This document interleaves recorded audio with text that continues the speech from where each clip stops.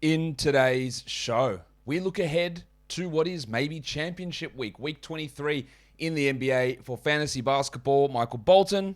Thanks, Josh. It's Michael Bolton here, and it's time for another episode of the Locked On Fantasy Basketball Podcast. Let's get to it. Let's get to it, indeed. You are Locked On Fantasy Basketball, your daily fantasy basketball podcast, part of the Locked On Podcast Network.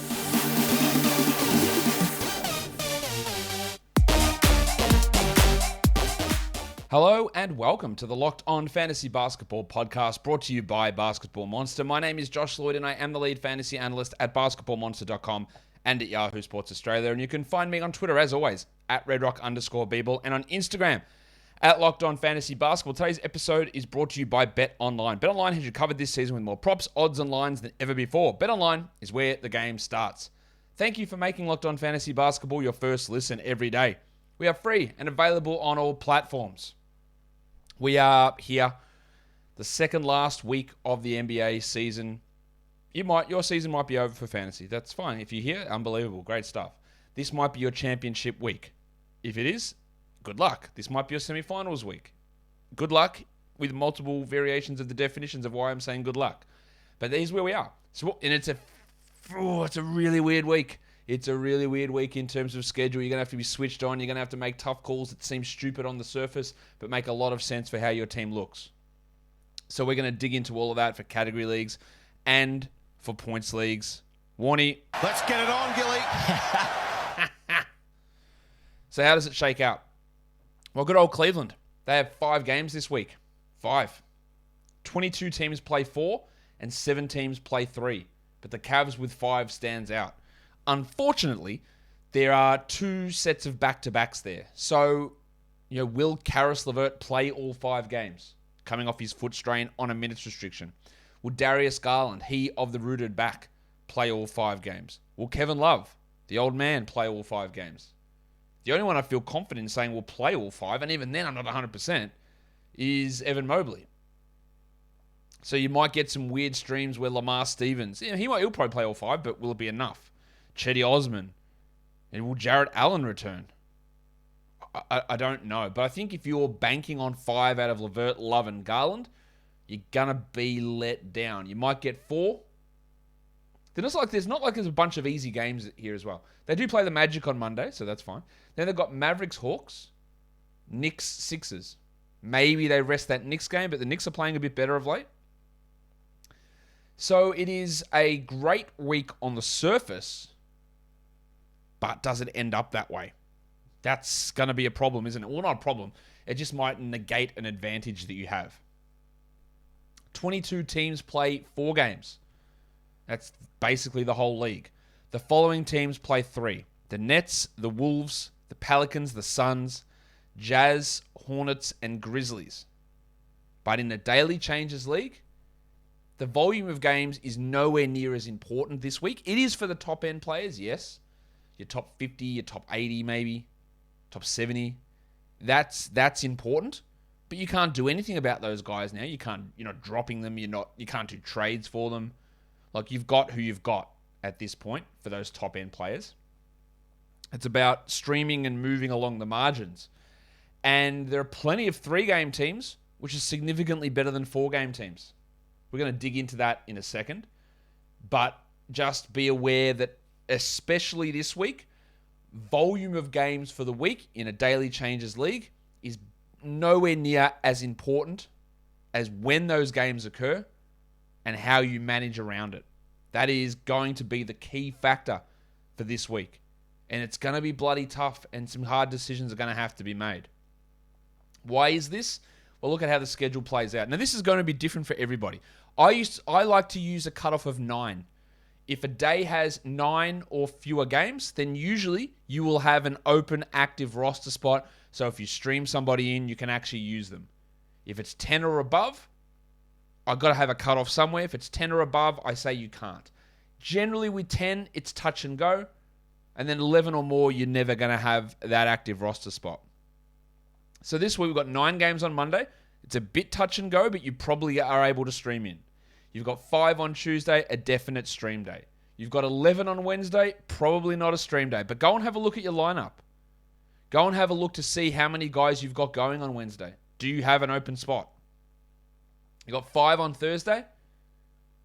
We're at 10 on Friday. That's the iffy one. Again, I think if we look at it, for a lot of people, you won't have an active roster spot, but some will.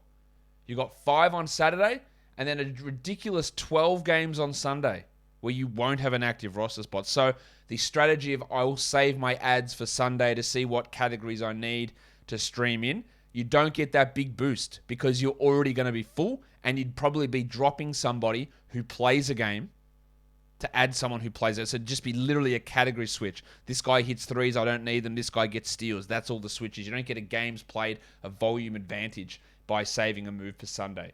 It's strictly strategic in categories. That's why I mean it's a weird week. We've got 12 on the Sunday, and we've got 3 potential unusable streaming days. So just 4 streaming days likely going to be available to us for this week 23 in the NBA. But what is always available to us, or should always be available to us, are delicious protein bars. Because Built Bar is the best tasting protein bar ever. I had my Shamrock flavored protein bar this morning. It was great. Love to get Built Bars back in my life. These are the protein bars that taste like candy bars. So instead of reaching for an unhealthy treat that's full of carbs and calories and sugar and low in protein, I just grab a Built Bar. This is what I do. Get my high protein in, 15, 17 grams of protein, 130 calories. Helps me rip it up when I'm hitting the gym and chucking around the steel. And the flavors are great as well. I've got Shamrock, I've got salted caramel, I've got a caramel almond flavor here. Got the lemon dip cheesecake puffs, which are the protein-infused marshmallow Built Bars, which are great. And you can get all these Built Bars now at 15% off. If you head to Built.com and use the promo code LOCKED15, you'll save 15% off your order of Built Bar. Built Bar is built different. So let's look at the streamers. That's how we stream this week. Again, it's weird. The Bulls have by far the best streaming schedule. There are 4 quality days this week, and the Bulls play on all of them. You don't really get that happen very often. The Bulls play on all of the low volume days. So they play Monday, Tuesday with a back-to-back. They play Thursday, Saturday. They avoid Wednesday, Friday, Sunday. It means the value of even your fringe Bulls, Alex Caruso, Ayo Dosunmu, Kobe White, Patrick Williams, Javonte Green. The value of those guys, who, if you add them for Monday, it's one ad, you probably play them 4 times, versus a guy that's on the fringe from the Pelicans, Jackson Hayes, Devontae Graham, who you might play 0 times. So on the surface, it seems very, very dumb that I would drop Devontae Graham to add Patrick Williams. Like, that seems very dumb. I dropped Jackson Hayes to add Javonte Green. Like, it seems stupid. But go through those days that the Pelicans play. I'm using them as an example here. They play Wednesday, Friday, Sunday. Is Jackson Hayes, Devonte Graham, Jose Alvarado, Herbalife Jones, are they in your active roster, or are they sitting on the bench? Because if you get 0 games out of them, even if Pat Williams plays 20 minutes a night for 4 nights and scores 8 points per game, that's 32 points, and you would have used exactly 0 points of Herbalife Jones. You would have got 0 points. Williams might get 3 steals in 4 nights. Jones might get 7 in 3 games, but he's sitting on your bench. So that's the decision to make. And there are 3 teams like the Pelicans. It's Phoenix, it's Minnesota, and it's New Orleans. All 3 of their games come on Wednesday, Friday, or Sunday. So Jay Crowder, JaVale McGee, Cameron Payne, an obvious drop. Jared Vanderbilt, maybe Patrick Beverly. He's probably a step above that he would be in your starters, but maybe not. Look at your team. Taurean Prince. And Hayes, Alvarado, Graham, Jones, Hayes. These guys might play 0 games for you, but they might sit on your roster because you look at them and go, they've been good for me, and they do play 3 games. That's not important. If you don't use them, 3 games doesn't count. There are a bunch of teams that play 4 games, which again, On the surface, when you were jacking yourself off about drafting for playoff schedule, you would have seen 4 games. Oh, they got a 4-game playbook. They got 4-4-4, boys. 4-4-4. Yeah, it's a 4-4-4 playoff schedule, boys. That's why I'm trading for him. But if they play for the Spurs, Rockets, Nuggets, Kings, Blazers, Thunder, Mavs, Pacers, Raps, Celtics, Magic, Wizards, any of those teams, which is a lot of teams, then only one of their 4 games comes on a low-volume day. So if we're talking about adding Thomas Satoransky or Hull Neto or Ish Smith, or we're talking about Alperen Şengün or Dennis Schroeder or Monty Morris or the big stiffy Bones Highland or Trey Lyles. I don't think Damian Jones and Davion Mitchell fall into this category. They're better than this. Or Chris Dunn or Brandon Williams.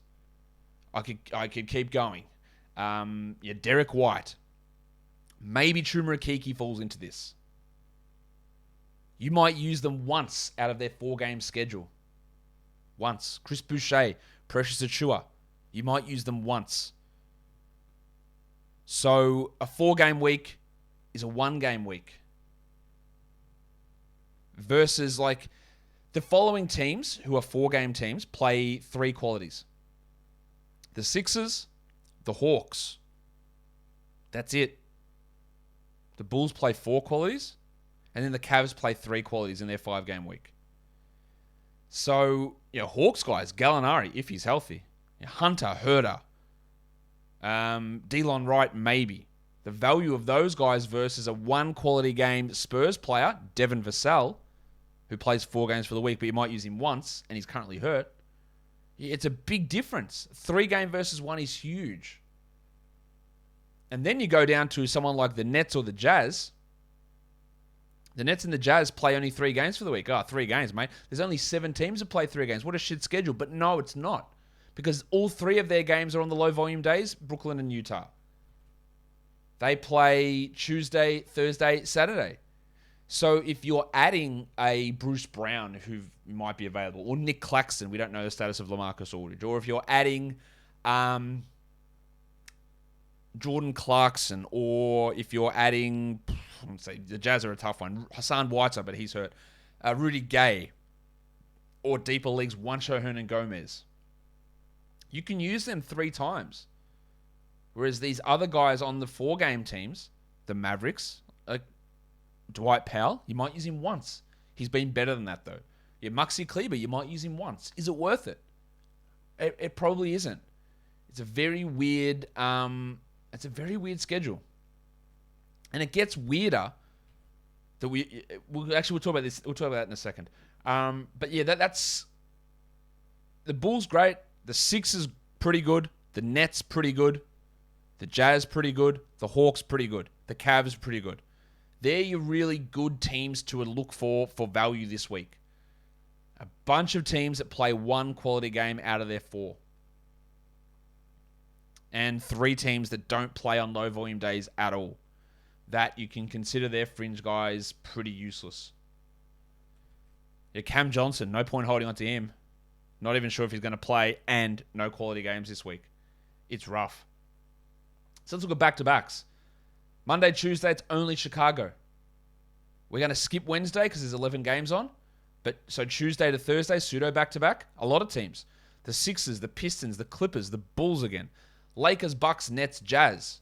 And then again, we skip the Friday with 10 games on. So the Thursday-Saturday combo, Cavs, Sixers, Hawks, Bulls, Nets, Jazz. So you see the repeats there. You see the Cavs. Sorry, not the Cavs. You see the Sixers. You see the Bulls. You see the Nets. You see the Jazz. That if you add those guys on Tuesday, you get Tuesday, Thursday, Saturday, 3 games out of them. Bulls you out on Monday, you get 4 games. So 4 games before Saturday, 3 games before Saturday with those other teams that I just mentioned. By streaming them in at the correct time. It's also the correct time for me to tell you about NBA Top Shot, the officially licensed NFT of the NBA. There's a future of what being an NBA fan is like. So it's part trading card. Every moment on Top Shot originates in a pack, but unlike trading cards, they're not static images on cardboard. They're officially licensed NFTs of the greatest moments from NBA history. So it's like the stock market as well, where the prices rise and fall depending on player performance, and your speculation based on whether that player is going to go up or down is how you can trade in these cards. It's like fantasy sports. We do buy lows and sell highs all the time on this show and talking about fantasy. Yeah, people say, why would I want to buy an NFT of a highlight when I can just watch it on YouTube? Well, it's not just about watching that highlight. It's about having ownership stake in what's akin to a stock market for the NBA's greatest highlights. If you sign up to NBA Top Shot today, you can start getting yourself a starter pack. You can pull an NFT of LeBron or KD, Kyrie, $9, or Cade Cunningham, Evan Mobley, or if you don't get the player that you like, you go to the marketplace and get one. NBA Top Shot is the future of being an NBA fan. Own officially licensed rare NFTs of the greatest moments from NBA history. Sign up today at lockedon.nbatopshot.com. Why would you want to go to a local chain auto parts store? The answer is you wouldn't. It's a waste of your time. It's a waste of your money. You go in there, you trudge into the counter, you go, oh my God, there's a queue of people. I've got to wait here, talk to the bloke, and then he's going to charge me money? What a waste of time and money this is. You've got access to computers everywhere. So why don't you just go to rockauto.com? Rock Auto is a family business serving auto parts customers online for the last 20 years.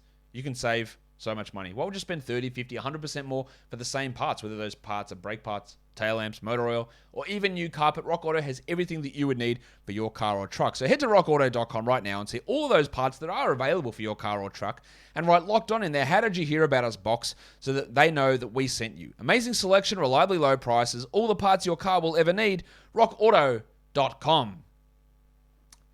Let's go into streaming. Again, it's a weird one. I can't highlight everything here because you guys need to look at your own team and your own roster and see where those gaps appear. Friday, maybe you do have the open roster spot. I don't know. But remember, the Bulls play 3 games in 4 nights to start the week. Monday, Tuesday, Thursday. Great start to the week for Chicago. There is a swathe of teams that once we hit Wednesday, do not play another quality game. Almost half the league. How many teams is it exactly? 5, 10. Actually, it's not almost half the league. 16 teams after Tuesday have 0 quality games. So, if you have fringe players from those teams, you might drop them. And these teams include San Antonio, Sacramento, Houston. So, a Trey Lyles, Keldon Johnson, Devin Vassell, Josh Richardson. After Tuesday, you might just drop them. For the Rockets, the Wolves, the Pals, the Nuggets, the Raptors, Blazers, Suns, Thunder, Mavs, Magic, Pacers, Celtics, Wizards, and Grizz. They might be on your roster. They might have 2 games left, but you might not use them at all after Tuesday. And that's why, if this is your championship week, if you're not going to play them, they're just sitting there taking up space. Whereas you can add a bunch of other guys who might play 2 games during that time frame, during that Wednesday to Sunday period, who are on quality game days. So you could add a Cavs player, a Sixers player, a Hawks player, a Bulls player, a Jazz player, or a Nets player from Wednesday through Sunday and get 2 games out of them. A fringe guy, your Carusos, Javontes, Pat Williams, Kobe White, Jordan Clarkson, Nick Claxton. Who else have we got there? Gallinari, Herder, Hunter, Delon, Okongwu, George Niang. You could add those Cavs guys. You could add Lamar Stevens even and get 2 games versus 0 games for a fringe Magic player like Chuma Rakiki, who you might not actually get into your open roster.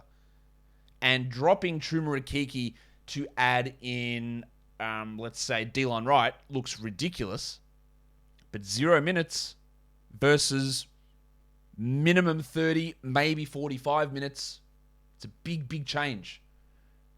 So the guys here that you're benefiting from here after Wednesday, Sixers, Bulls, Jazz, Nets, Hawks. Now, to stream in, obviously we want to target Chicago guys. We get the 4 games through 1 ad. 4 quality games through 1 ad. But after that, it's just about finding the right gaps and making those moves after, because you got your 1 streaming spot, you use that for a bull. But after Tuesday is where you come in and you can drop any of the fringe guys from any of those 16 teams that I mentioned. If you are watching on YouTube, you can see it on the graphic. And add someone from those 5 teams down the bottom, Sixers, Bulls, Jazz, Nets, Hawks, Cavs. That's 6 teams, actually. And get a 2-game bonus. Even after Monday, there are plenty of teams who play 0 quality games. From Tuesday onwards, you get the Jazz, the Bulls, the Nets, and the Sixers, who have 3 quality games. Yeah, after Monday's done. And then you've got, you could drop... A Spurs guy doesn't have a quality game after Monday. Neither do the Kings, neither do the Rockets, the Wolves, the Pelicans, the Nuggets, Raptors, Blazers, Suns, Thunder, Magic, Pacers, Celtics, Grizzlies. So if you've streamed in Peyton Pritchard or Derek White, or maybe... there's not many others in the Celtics there, but your fringe guys, if they're not playing, after Monday they can go. So don't be afraid if the championship week... Maximize games. If they're not going to play, get rid of them as back-end players. If they're on your worst 2 or 3 guys. Now, again, injuries could happen. You might get 3 guys go down on Wednesday, and that opens up active roster spots, so you shouldn't have had to drop those guys. This all depends, right? But in terms of how we're looking at this stuff, all I'm talking about is not being afraid to make those moves to open up to get the extra games in. There's going to be wacky shit going on this week. There's going to be so many fake injuries and players resting all over the place. And it's hard to navigate. It really is. Let's have a look at front and back loading. The Grizzlies don't play on the weekend. So, obviously, you're dropping those guys after Friday and you're trying to stream in a player for Saturday. The Wolves, the Pelicans, and Suns do not play until Wednesday. They're the teams that have no quality games this week. So we've already talked about fringe players from them having very little value. Let's transition to weekly leagues. Who can we add for the week in a weekly league that's going to be a pretty strong start? There's a bunch of guys, actually, I think, that are out there you can look at. Let's look in Sacramento. Damian Jones, Trey Lyles, Dante DiVincenzo. Of course, yes, if Davion Mitchell is available, you add him. My numbers would tell me he's rostered in a lot of spots, but if he's there, you add him. Isaiah Hartenstein's a pretty good add for the week, I think. The Clippers have 4 games. He's been playing great. Isaiah Roby, I'm iffy on it, but maybe.